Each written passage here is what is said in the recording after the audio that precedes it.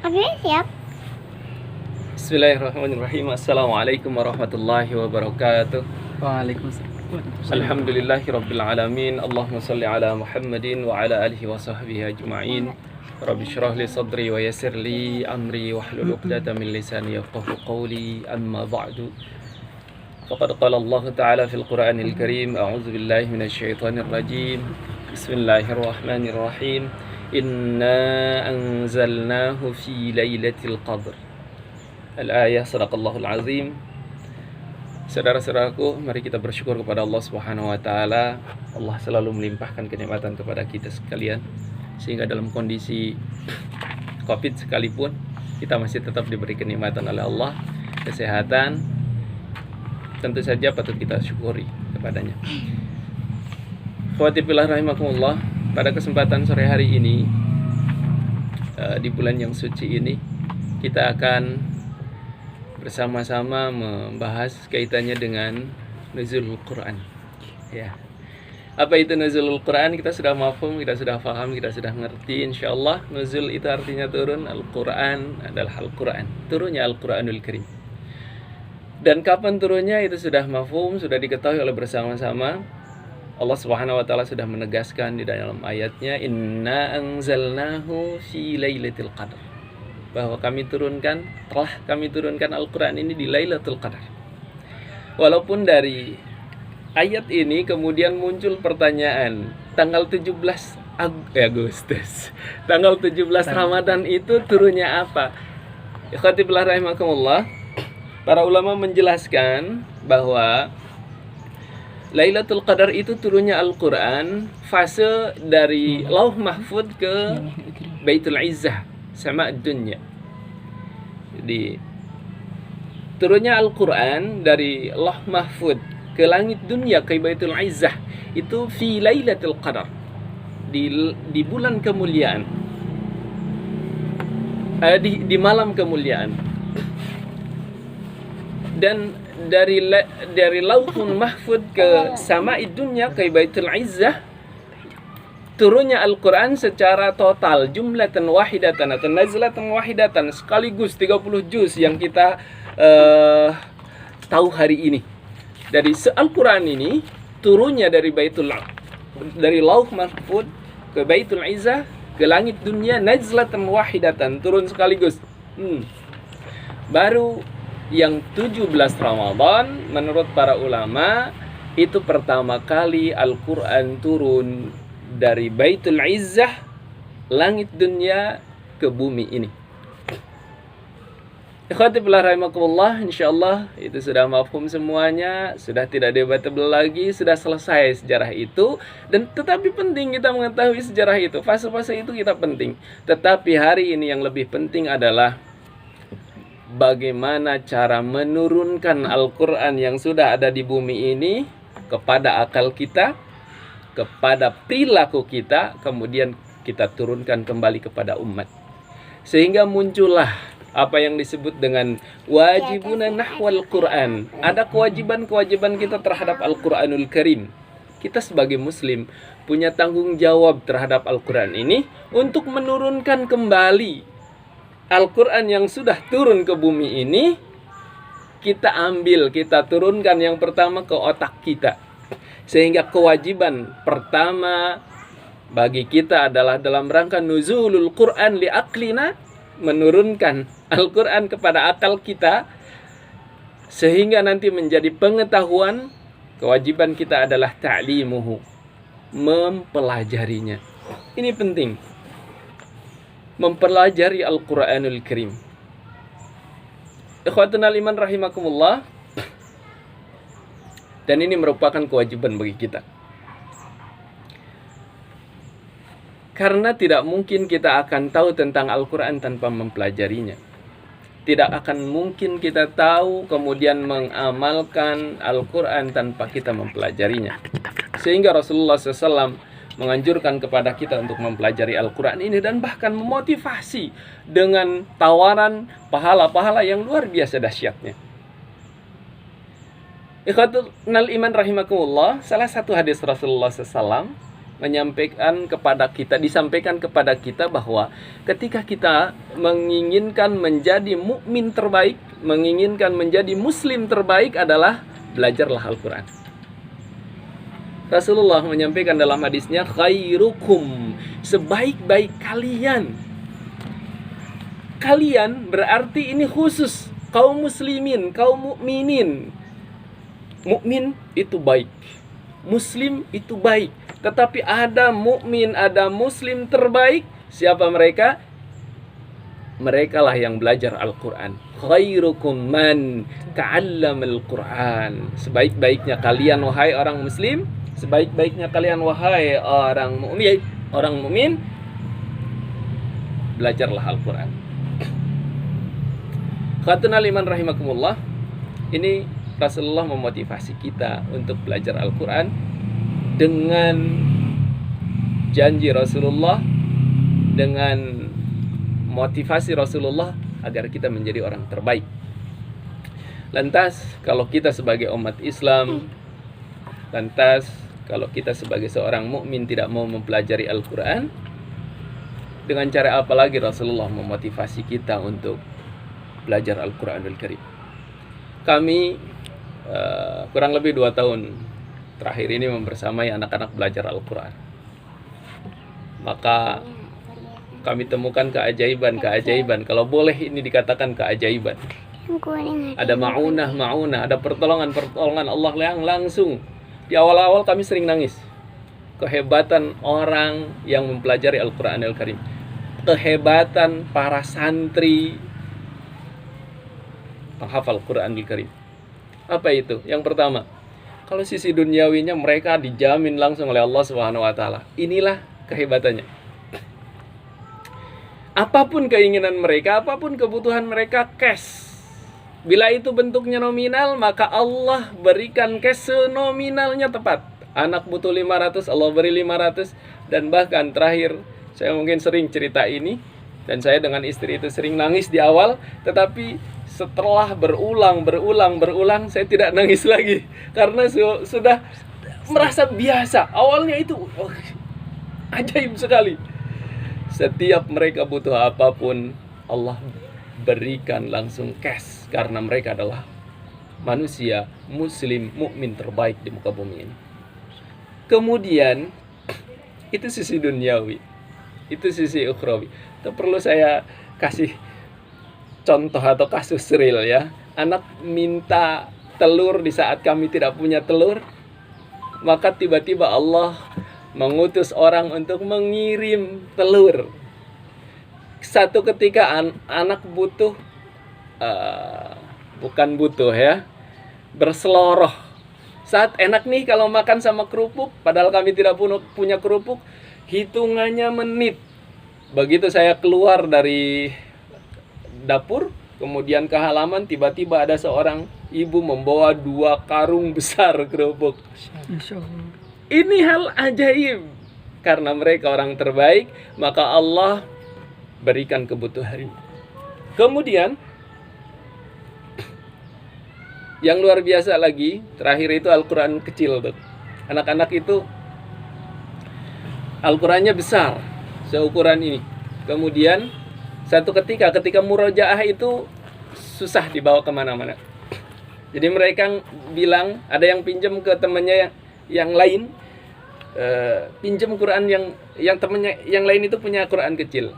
Saya tanya, ente pengen Quran kecil? Ya Ustaz, supaya mudah. Saya pada waktu itu bilang, insya Allah kita akan belikan. Kedengaran istri, kemudian istri bilang, insya Allah pekan depan kita punya Quran kecil. Tetapi rencana Allah begitu lebih cepat. Subhanallah, Masya Allah.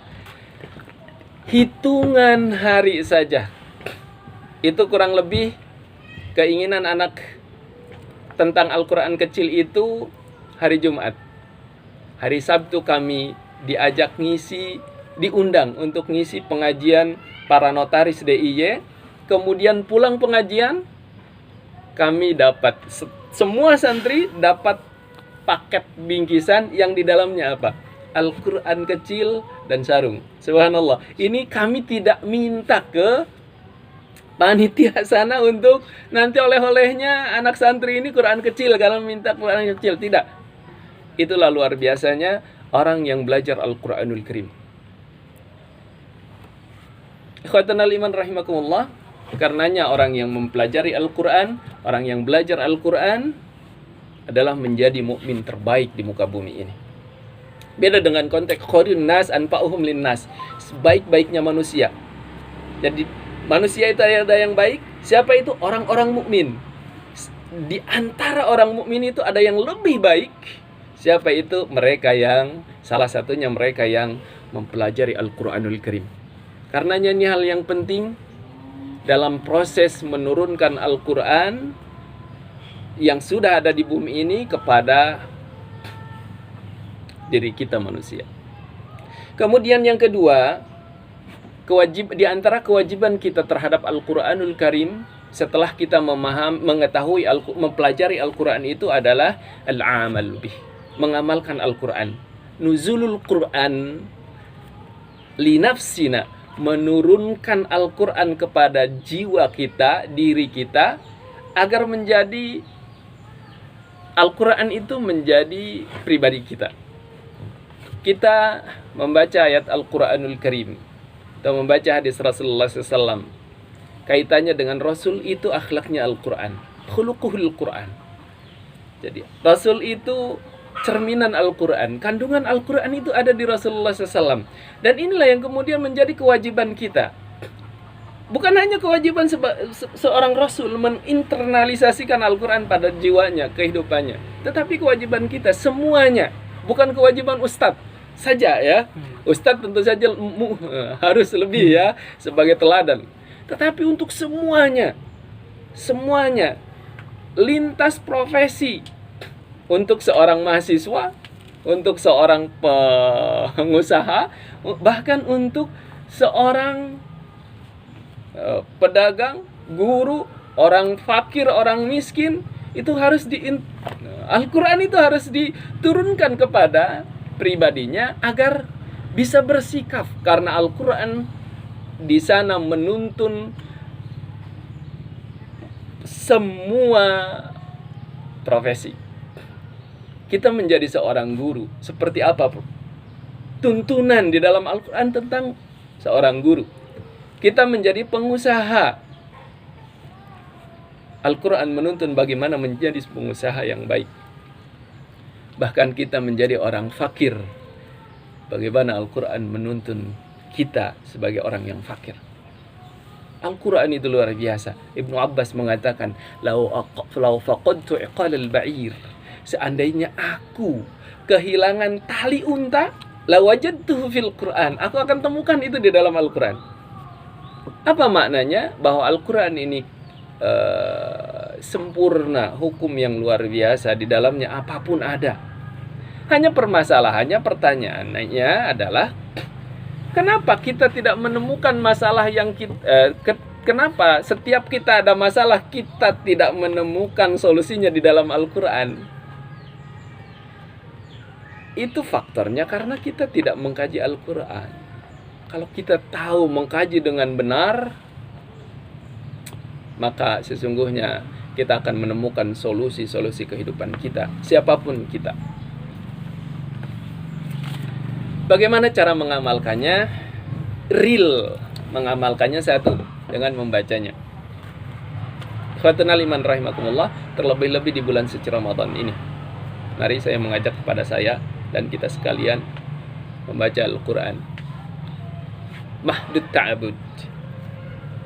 Satu, membaca dengan niatan ibadah kepada Allah Subhanahu wa taala. Dan di sana Allah Subhanahu wa taala melalui rasulnya menjanjikan pahala yang luar biasa.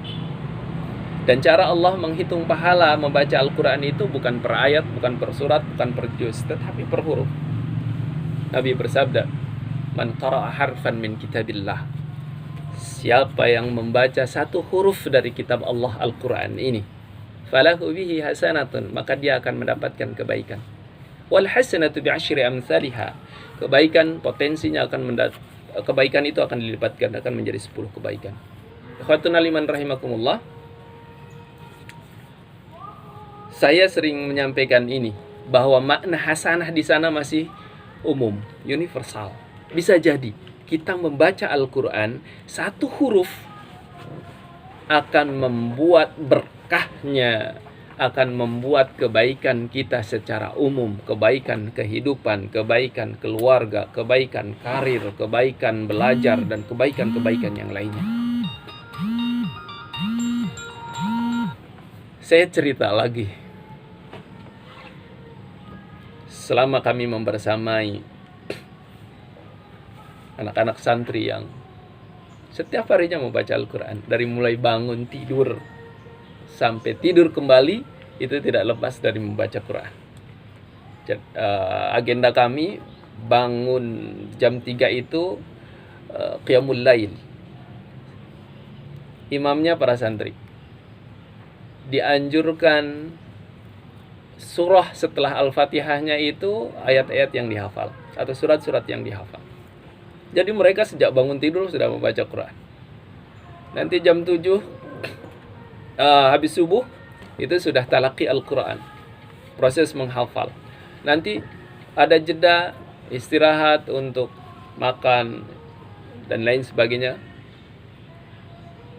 keperluan pribadi.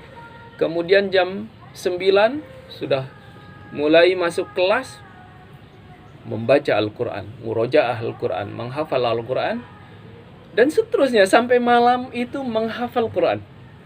Kembali, setoran Al-Quran. Apa yang terjadi? Khatuna liman rahimakumullah. Maka kami melihatnya ada kebaikan luar biasa pada kehidupan anak-anak itu. Dan kebaikan yang luar biasa, dampak dari Al-Quranul Karim, dampak dari banyak membaca Al-Quranul Karim, ketika membacanya ibadah kepada Allah Subhanahu wa taala adalah itminan al-qalb, ketenangan jiwa. Khatuna liman rahimakumullah. Semua orang butuh yang satu ini, ketenangan jiwa. Orang berdalih, kenapa ente serius berbisnis? Agar saya kaya. Untuk apa ketika kaya? Agar senang. Senang itu ternyata di jiwa, sakinah. Dan itu ternyata tidak sedikit orang yang gagal dengan hartanya menjadi senang dan tenang jiwanya. Dan itu hanya ditemukan dengan Allah menyampaikan rumusnya di dalam Al-Quran, ketika ingat dengan Allah Subhanahu wa taala. Ala dzikrillah. Ingatlah, dengan ingat kepada Allah akan membuat tatmainul qulub, jelas tenang jiwa ini. Dan sebaik-baiknya zikir kepada Allah, afdhalu dzikri qiraatul Quran. Sebaik-baiknya zikir kepada Allah Subhanahu wa taala adalah membaca Al-Qur'anul Karim. Kenapa zikir itu membaca Al-Quran itu zikir yang utama? Karena ketika kita membaca Al-Quran, itu artinya kita sedang berdialog dengan Allah Subhanahu wa taala. Allah mengajak kita berbicara. Maka kemudian ada satu ungkapan yang mengatakan, idza aradta ayyatakallama Allah falyusalli. Ketika engkau hendak berbicara dengan Allah, curhat dengan Allah, maka salatlah. Fa inna fis salati nahnu natakallam ma'allah. Karena sesungguhnya ketika kita salat, bahwa kita sedang berkomunikasi dengan Allah Subhanahu wa taala. Tetapi wa idza aradallahu ayyatakallam ma'ak falyaqra'il Qur'an. Ketika Allah ingin agar Allah ingin berbicara denganmu, maka bacalah Al-Qur'an. Karena sesungguhnya Al-Quran itu kalam Allah. Begitu Allah Subhanahu wa ta'ala dalam ayatnya, ya ayyuhalladzina amanu, wahai orang-orang beriman, berarti Allah mengajak kita untuk berkomunikasi.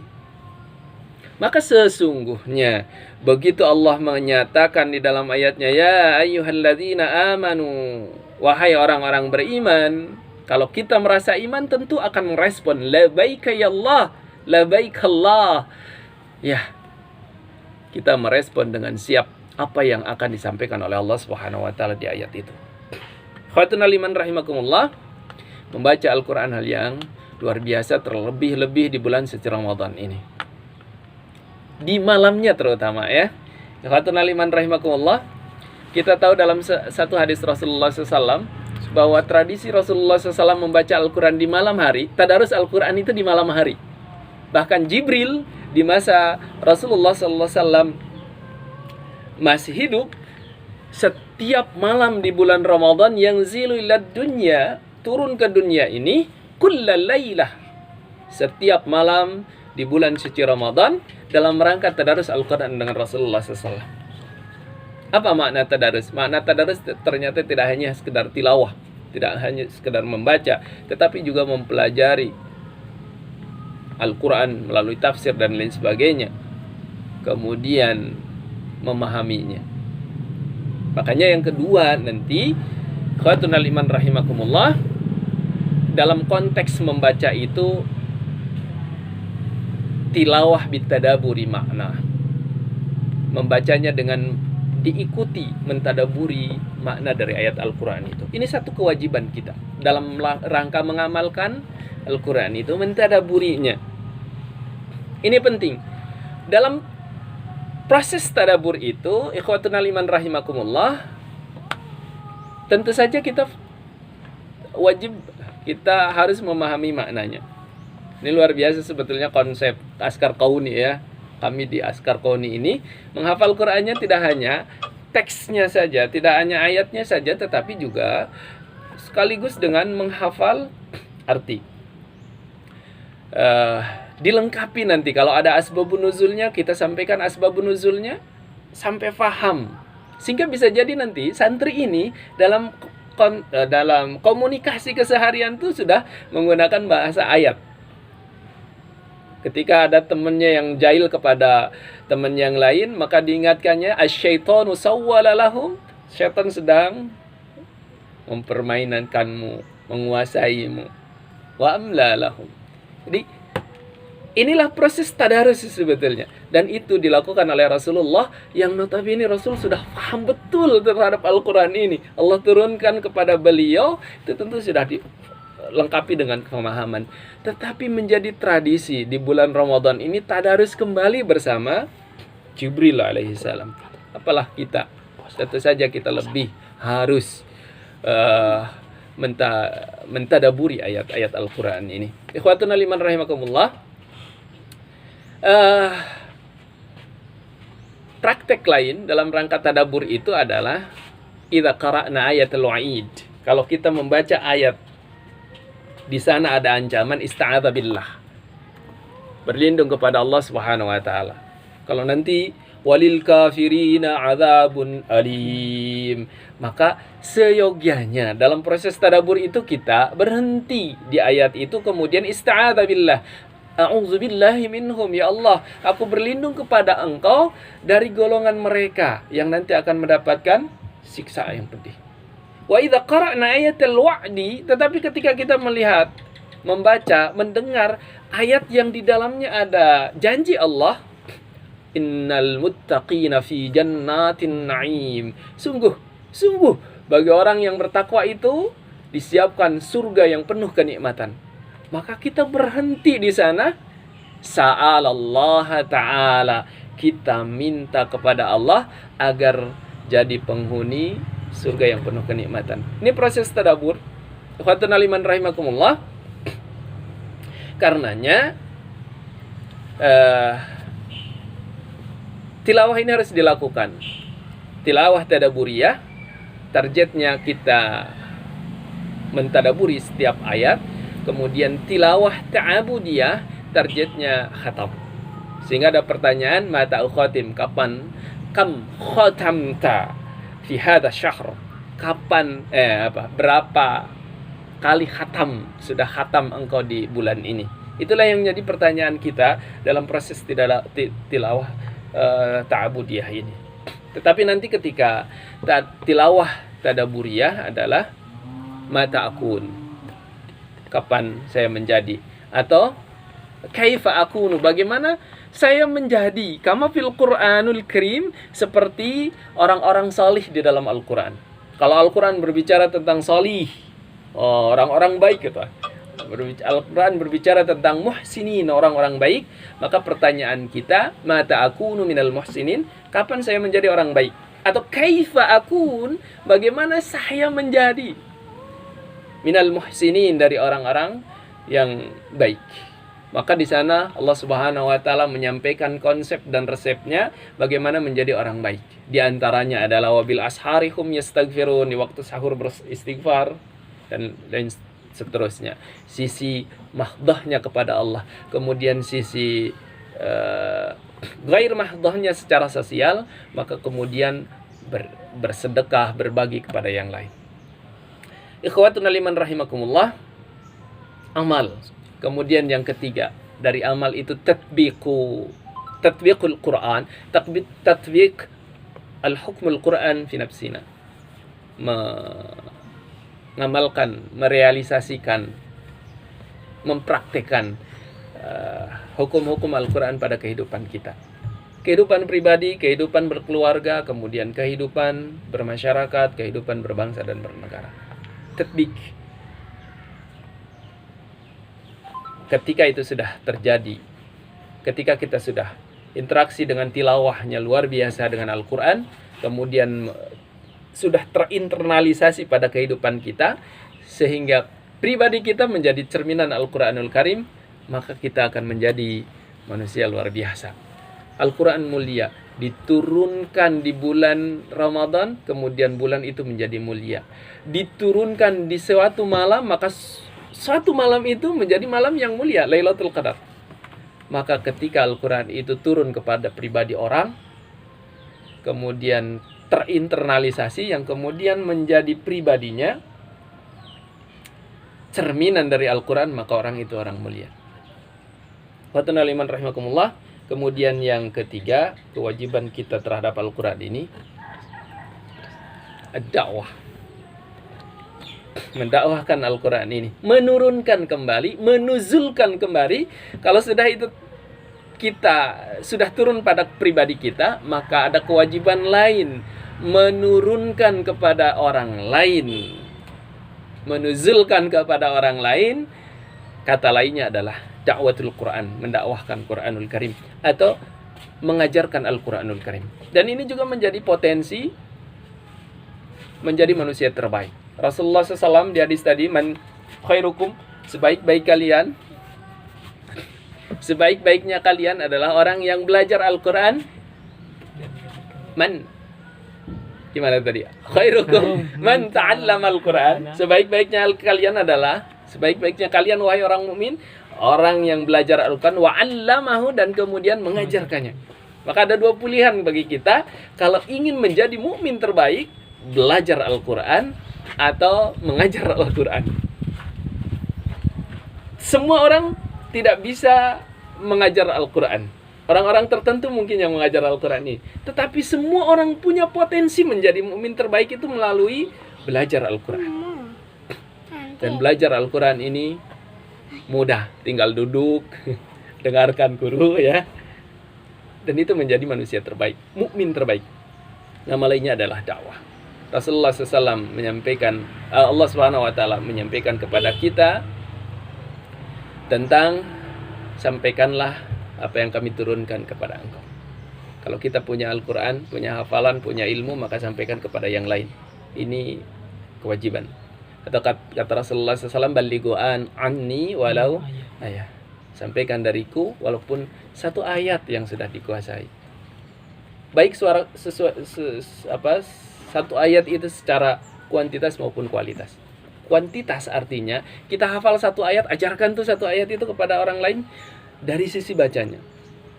Kalau kemudian kita hafal secara kualitas, bisa memahami, kemudian bisa mengamalkan, ajarkan itu kepada orang lain, maka itu akan membuat kita menjadi orang mukmin terbaik di muka bumi ini.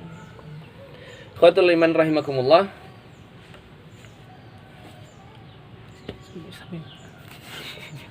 Mudah-mudahan tiga hal ini bisa kita amalkan dalam rangka menurunkan kembali Al-Quran setelah turun ke bumi ini, menurunkan kembali kepada kita, siapapun kita. Turunkan Al-Quran itu kepada otak kita sehingga menjadi pengetahuan. Kemudian turunkan kembali Al-Quran itu dari otak itu kepada jiwa kita sehingga menjadi pemahaman dan pengamalan. Dan kemudian yang ketiga, turunkan kembali Al-Quran itu kepada umat, dakwahkan Al-Quran itu, insya Allah kita akan menjadi manusia terbaik, mukmin terbaik di muka bumi ini. Demikian yang bisa saya sampaikan, mudah-mudahan ada manfaatnya. Ngobrol menjelang buka ini. Dan yang paling penting adalah mudah-mudahan Allah menganugerahkan hidayah kepada kita, taufik kepada kita agar kita mampu merealisasikan, mengaplikasikan nilai-nilai Al-Quran pada kehidupan kita, pada pribadi kita, pada keluarga kita, pada kehidupan masyarakat kita, dan bahkan kepada kehidupan berbangsa dan bernegara. Insya Allah